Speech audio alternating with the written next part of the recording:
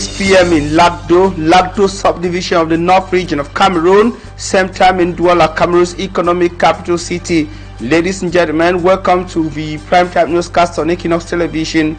With me, I'm Sean Sander. Shops closed, dreams shattered. Traders of Douala's New Bed district are living a nightmare, forced to the street by unbearable conditions. 5 months without electricity and demands for the payment of some 120,000 francs CFA for meters yet to be installed. The market's reconstruction has become a hotbed of controversy with allegations of corruption and broken promises. Can the authorities of the city of Douala restore light to the dark market? The local people are demanding answers. And in politics, Anissa Kane, the president of the Mouvement pour Africain pour Nouvelle Indépendance, that is the Manidem political party, is facing a critical situation.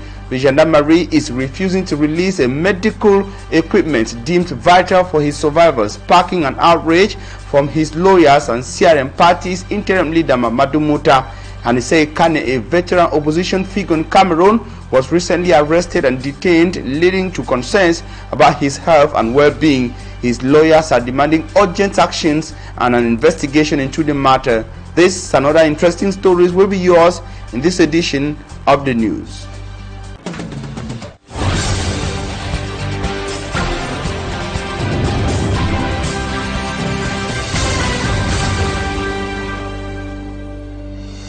Thank you once again for choosing to be informed by Equinoxe television. Now, we're starting on human interest to say that the situation at the Marché de la Gare in the New Bed neighborhood of the Douala 2 municipality is indeed getting intense.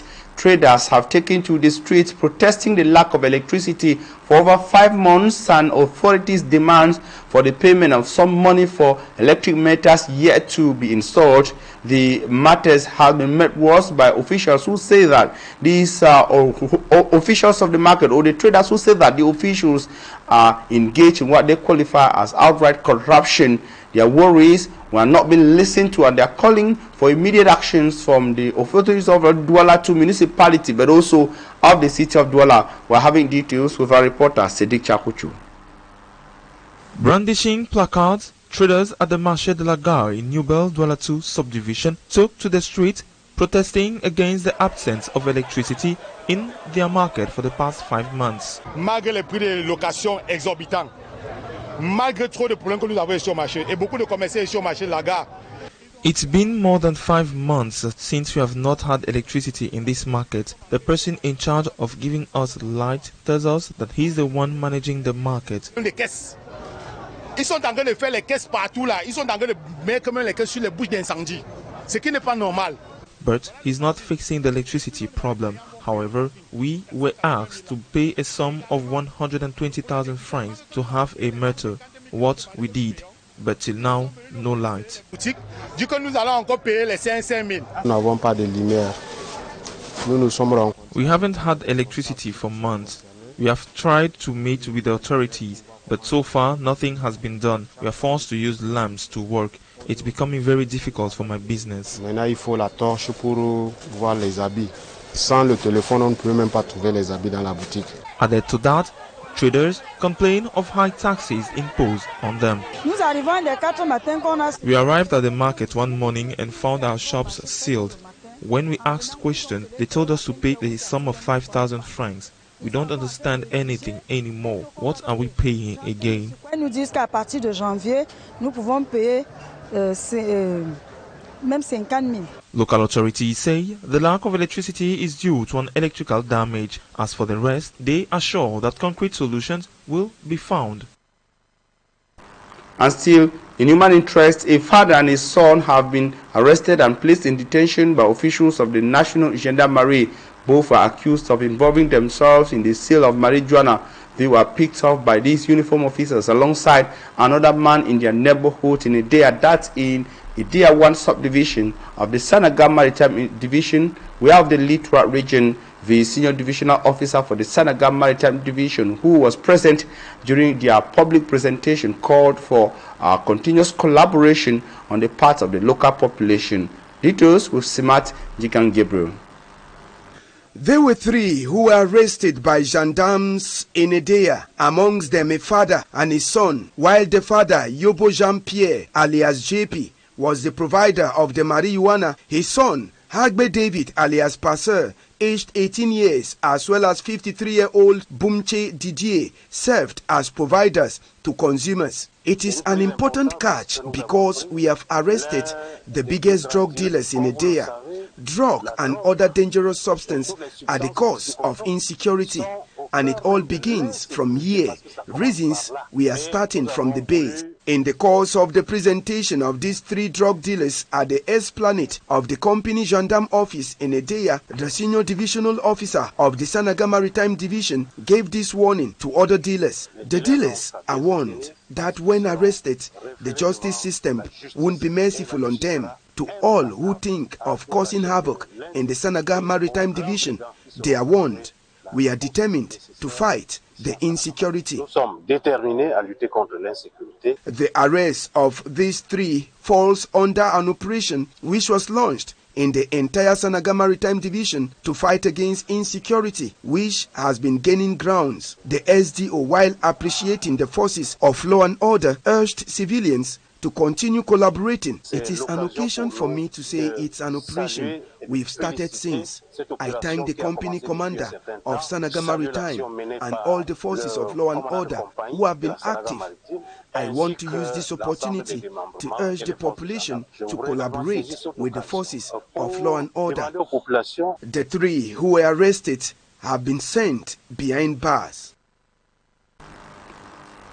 And on to politics, the election governing body, ELECAM, says efforts are being made to ensure a smooth and fair regional election in Cameroon, with the regional council elections at the corner. A workshop aimed at boosting the capacities of regional supervision commissions and local voting committees is ongoing in Marwa, chief town of the Fanop region of Cameroon. Immaculate Fogwe has more.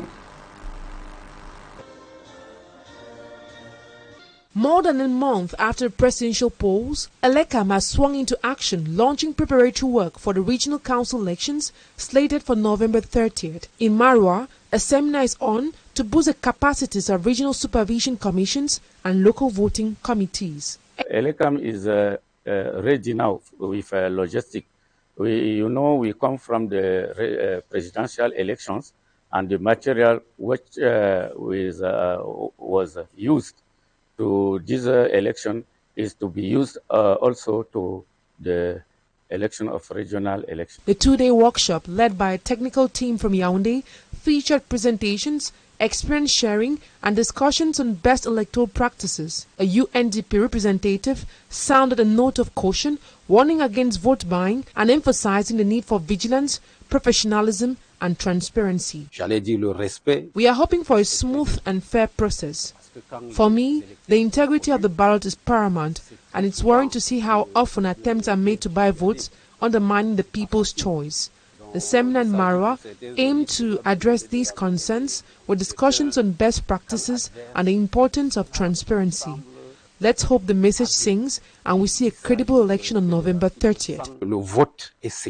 The ELECAM Fan regional delegate described the seminar as rich and enlightening, saying it marked a significant step towards enhancing electoral operations and minimizing irregularities.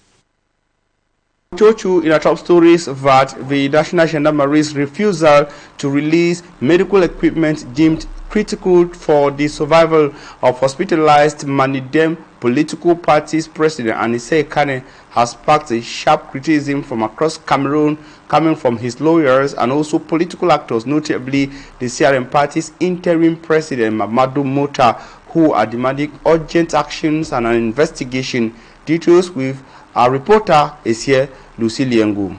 Serious concerns are mounting over the health and medical condition of Anise Kane, president of Manidem, who remains hospitalized at the National Gendarmerie Medical Center. According to his legal team, Kane is still reliant on supplemental oxygen, yet key medical equipment, including an oxygen concentrator described as vital to his survival, remains in the custody of the gendarmerie. The device is reportedly stored in a vehicle seized during his arrest and kept within the courtyard of the Littoral Gendarmerie Legion. Barrister Hippolyte Meli accuses military authorities of disregarding Ekane's medical needs. In the letter, Barrister Hippolyte further says repeated attempts made alongside his fellow lawyer Augustin Gefac to retrieve the equipment. Meli questions the justification for the confiscation, characterizing it as an act that endangers his client's life. The situation has also prompted the reaction of Mamadou Mota, interim president of the Cameroon Renaissance Movement, the CRM. In a communique published on his Facebook page, Mamadou Mota condemns what he terms the irresponsibility and inaction of military magistrates while demanding the following: the immediate return of Ekane's oxygen equipment, an investigation into the circumstances of his arrest and the conduct of the military authorities involved, and Ekane's transfer to a civilian hospital capable of providing urgent care. Mota equally appeals to national and international human rights organizations and the broader international community to intervene and mobilize to avoid the worst. Meantime, as the situation continues to evolve, the legality of the gendarmerie's decision to retain the equipment described as vital to Ekane's survival remains a matter of public debate. And now, on to something else. Madame Marie-Claire Sengelang has been appointed as the new Attorney General of the Supreme Court of Cameroon. The appointment done yesterday in a presidential decree saw her replacing Luc Njodo, who passed away some months ago. We have details in the following report compiled by staff lady Annabila, who profiles the first woman to ever occupy such a position in Cameroon. Born on June 20, 1961, Madame Marie-Claire Sengelang now holds the highest position in the Cameroonian judiciary. She has been appointed as a new Attorney General at the Supreme Court in a presidential decree of November 20, 2025. Madame Sengelang, prior to her appointment, was Director of General Affairs at the Ministry of Justice. The mother of four says her wish was to become a medical doctor so she could help the needy, but her phobia for human blood pushed her into law and later magistracy. Madame Seng did her secondary school education at Collège Sacré-Cœur Macaque and Collège de la Retraite in Yaoundé. She later gained admission into the University of Yaoundé, where she read private law. In 1986, the now Attorney General was admitted into the National School of Administration and Magistracy in Nam. The native of Bankomo in the Mefu and Akono division of the Central region says her appointment indicates Paul Biya means business when he spoke on promoting and valorizing women and young people in his current mandate. The newly appointed female Attorney General at the Supreme Court comes to replace Luc Njodo, who passed on August 1, 2025. On to something else. 25 years after the landmark United Nations Resolution 1325 was adopted to address the disproportionate impact of conflicts on women and emphasize their vital role in peace building across the world, women in Cameroon particularly are calling on the governments to take concrete steps to include them in a national peace process as voiceless persists or violence persists in several parts of Cameroon, in the northwest, southwest, the far north, and the post-electoral tension currently hitting Cameroon. The vulnerable, according to them, continue to get the hardest price of the ongoing conflicts in several parts of the country. They were speaking in Buea during an important meeting that brought together female stakeholders from the region but also from Cameroon. We have details with Rexafon from Buea.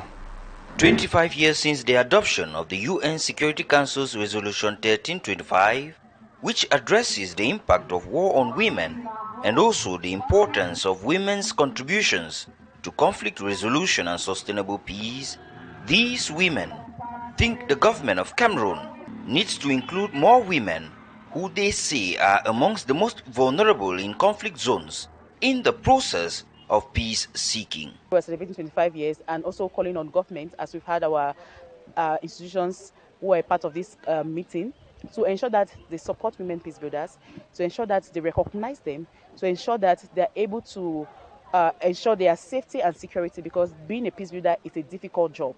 And so you're being exposed to different forms of violence or its security concerns.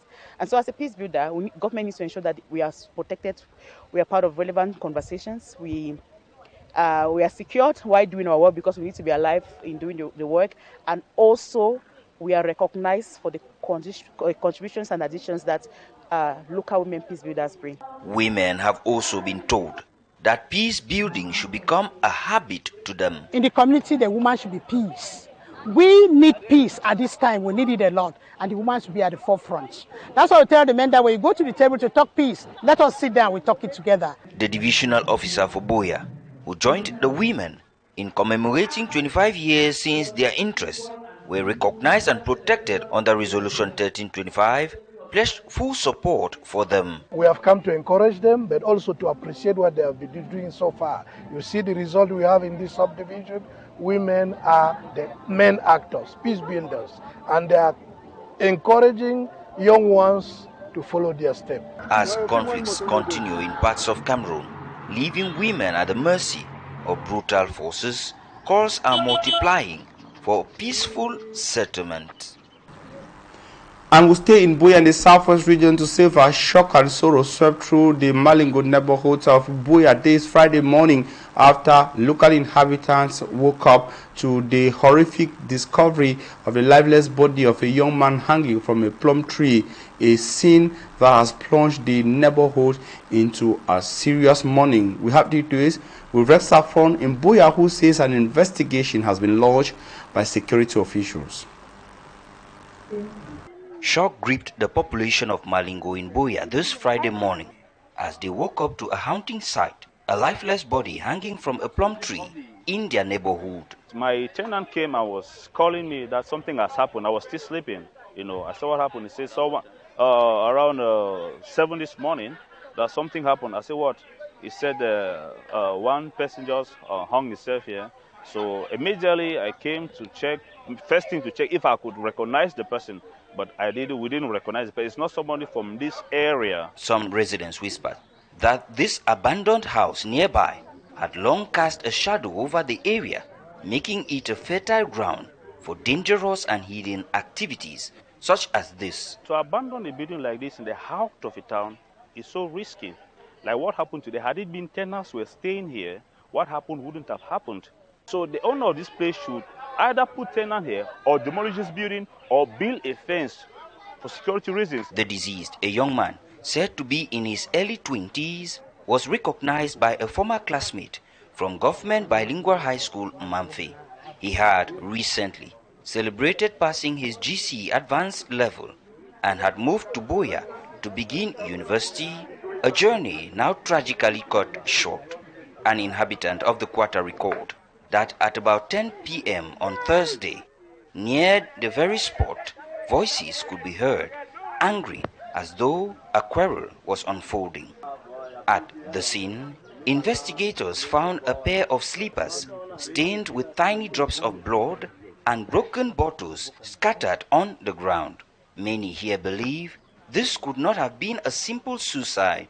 They point to the height the young man reached, the absence of stains on his white t-shirt, and question how he could have climbed so high, in darkness, without a torch and without drawing attention. His relatives revealed that on Thursday, he sent a note to his family saying that as he left the house, he would not return. As his family mourned, investigators are working tirelessly, examining every possibility. Only their report will reveal what truly happened to the young man, fondly known by his friends as Kapalot. Sad indeed. And now we'll go out of Cameroon without a transition. Following the recent attack on a church in the Kwara state of the neighboring Federal Republic of Nigeria, that left 3 persons dead and several others abducted, the Nigerian government has announced the shutdown of schools in the area to guarantee the safety of school children. And elsewhere in Niger, 17 soldiers are said to have been killed following an attack on the Tigre-Niamey highway. The attack has also left some 34 persons severely wounded. Details with Mala Glory.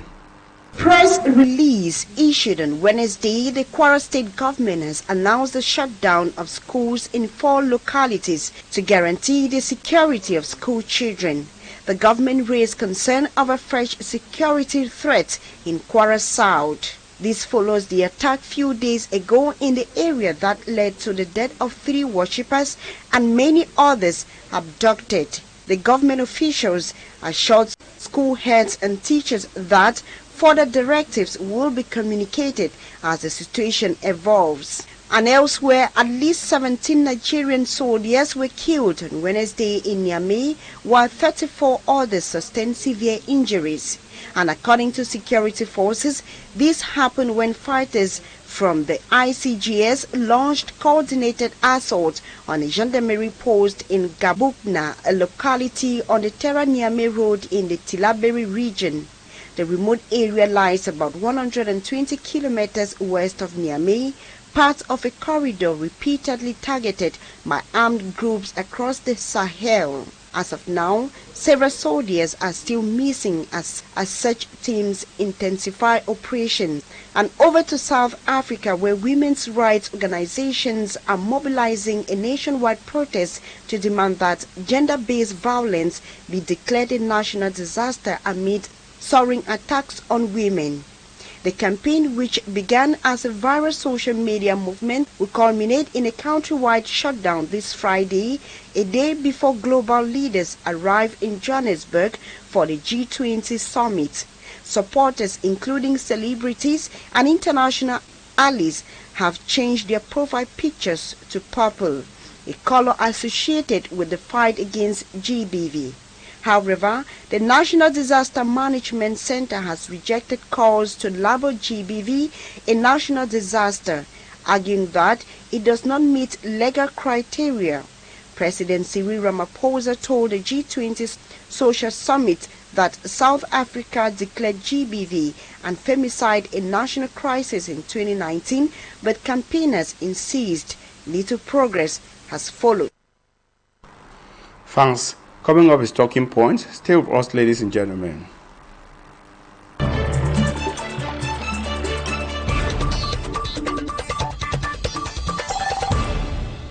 Are you joining us on Talking Point, ladies and gentlemen? Our guest tonight is Elder Ambassador Justine Mangobia. She is a seasoned peace builder and a mediator who's worked extensively with rural and urban communities across Nigeria, empowering women, girls, and young people to actively engage themselves in dialogue, peace, security, and governance processes. Thanks for joining us on Talking Points, Madam Ambassador.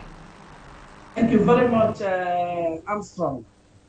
We are getting information from Nigeria. Schools have been shut in parts of Nigeria, particularly in Kwara State, over repeated attacks. We've had the latest on a Catholic school following the attack still in Kwara State on a Presbyterian, rather an apostolic church, then later the abduction of schoolgirls and all that. The question is, do these attacks not justify President Donald Trump's allegations that there were some targeted attacks on Christians or coordinated attacks against Christians in Nigeria? It's very clear. It's very simple. It doesn't matter wherever it's coming from. The issue is that the security situation, the security of lives and property of people of Nigeria is really in danger. And in our constitution, as enshrined, every Nigerian is entitled to security. We are supposed to, our lives and properties are supposed to be secured. We are supposed to have freedom in our country. We're supposed to move wherever we want to move. And these things are shrinking. The spaces are shrinking. People are afraid to move out. People do not, you don't even know what your next, how your life is. And The government is supposed to be proactive in this. The government is supposed to be proactive. I know they are doing their best, but then this best is not good enough. Something needs to be done more. I remember during the Equinoxe, during Liberian crisis and all, so many crises in Africa. It's Equinoxe, that's Nigeria troop that have been doing this fight. That is our soldiers. We know how strong they are, and we know their capacities and capabilities, and we know that if there is a political will to stop this menace, it will stop, because I know the capacities of Nigeria and our soldiers. Now you're highlighting the need for a political will that will also help. And also, I got from you that it does and their properties should be guaranteed. Now, we are having you within the context too of the National Day of the Men. I want to get from you, who's been working in rural parts of Nigeria, how hard or easy it is to be a man in Africa. It's very easy to be a man in Africa because the African society is structured in a way that it is a man's world. It's a world that is dominated by men. It has male dominance. It is a patriarchal society, a masculine society, a society where men are recognized to be a man in Africa because of the fact that society have given them a lot of power. Society have given them a lot of opportunities. The society have given the men a lot of energy, you know. In every society, in everywhere, in politics, in economics, in social, cultural issues, in every gathering, it is always the man. The women are struggling to be part and parcel of it. So, for me, it is easy to be a man in Africa, in our society. Now, the society gives them these privileges, this structure, this personality, but now, do their daily realities indeed reflect their societal status? That is actually the irony of the whole conversation. So the African society gives this credence to men, and so that is why in African society, if a man is giving birth to, you will see a lot of gunshot on the air, poo, poo, poo, poo. Just a sign of respect, a sign that the king is born. Everybody is a king. Once you are a man in Africa, automatically you are already a king, a leader, a ruler, everything. And so now, because of that, it has actually, in another way, tried to bring a lot of challenges to this boy child or men. Last week I was in another conversation of this nature where I was making a presentation on issues of patriarchy in Africa and in Nigeria. And a Nigerian man stood up and asked me this critical question, just in relation to what you have just asked. And the question goes this way. And he said, "Ma, why is it that Nigerian men, their life expectancy is actually reducing? Why are they dying on a daily basis? What is happening? What is it that we are not doing right? What is it that we are not doing correctly?" First of all, before I continue in this conversation, I want to say Happy International Men's Day to all our men all over Africa. And I really am very happy that I am doing this conversation on this great day. And so, part of my intervention on that question was the fact that the African man has been given a lot of role, a lot of responsibilities. Now, thank you for giving us a deeper understanding on just what men go through despite the regards of the society. Now, I want to ask from you, is it even normal to see a man cry or to have a man cry? Would that not push that status away from them and expose them, making them extremely vulnerable in the eyes of their families and most especially their women? Same African man is told that he needs to be strong. He don't need to express his emotions. Even when he was not equipped, I really still believe that the African man, because of those powers that was given to him, the parents actually thought that, you know, the man grew up and naturally he should be able to know everything because he's a man. So there was no much opportunity to really nurture and nurture this young man so that he can actually grow up to be the man that the society have said he is. He only was taught how to be strong, how to really fight in such a way that meet up with the demand that is expected of him in the society was lacking. That is the challenge. And because of that, there was a loophole. And another thing that happened was that when he now grew up and becomes, you know, a family man, the responsibility is so heavy on him that if he's not able to bundle out those feelings and emotions when those challenges comes, he is violent. He turns violent. One, because the society is saying, do not cry. You cannot cry because you are a man. Even when you have challenges, you don't have to express yourself. Why will you tell a woman that you have issues? Why will you tell a woman that you have problems?